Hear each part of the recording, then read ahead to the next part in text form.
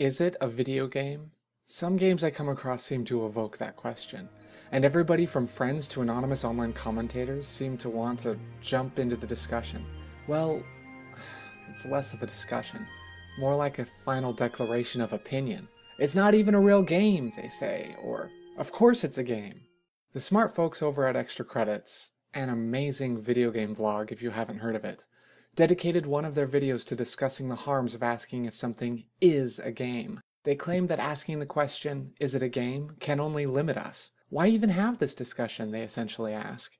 Why limit ourselves from expanding, melding, experimenting, failing, and ultimately succeeding at making our creative endeavors more meaningful? Their argument reminds me of Mark Applebaum's TED Talk, wherein he makes a similar statement about music. Asking the question, is it music, is limiting, he essentially claims. A better question, he proposes, is it interesting? This is coming from a guy who has spent his life trying to push music towards new and exciting boundaries, and then crossing those boundaries into new artistic realms entirely. I adamantly agree with both Extra Credits and Applebaum's positions. I'd rather we move forward, break boundaries, and not limit ourselves to strict definitions.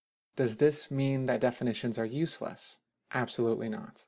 Scott McCloud, in his groundbreaking book Understanding Comics, acknowledges the vast variety of what current and past comics were, as well as the unknown future of what comics may become, but he still finds use of a definition.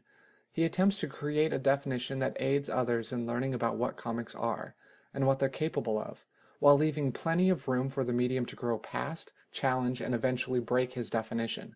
If you go to the Wikipedia article about comics, you'll find McCloud cited there.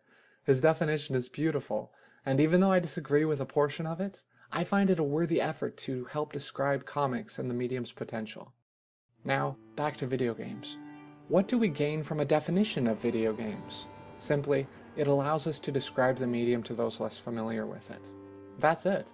And though it may seem trite, such a benefit is worth pursuing, while always acknowledging that any definition we create will be challenged and broken. Heck, can anyone define what TV is nowadays?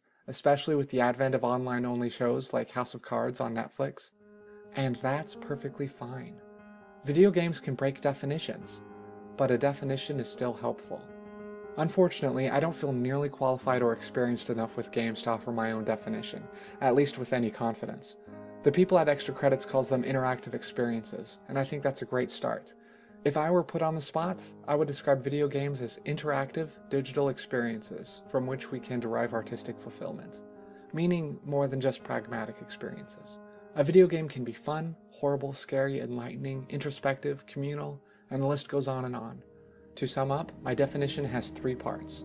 A video game is digital, a video game is interactive, and a video game includes elements of artistry. In my next video, we'll see how my definition holds up against 2 medium-defying games, Proteus and Dear Esther. We'll see if a definition of video games is in the least bit beneficial, and if so, in what ways. Thanks for watching, and until next time, this is Sky Anderson with FullScreen Thinker.